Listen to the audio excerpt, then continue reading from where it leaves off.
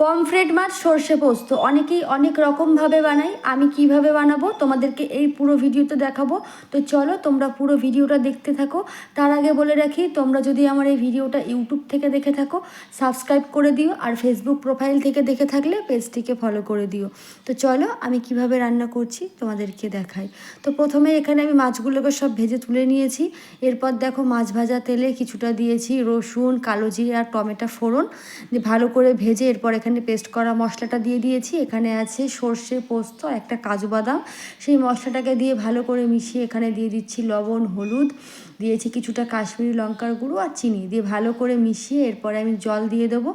গরম জল অ্যাড করে দিয়েছি, ঝোলটা ভালো মতো ফুটে আসলে দিয়ে দেবো ভেজে রাখা মাছগুলো।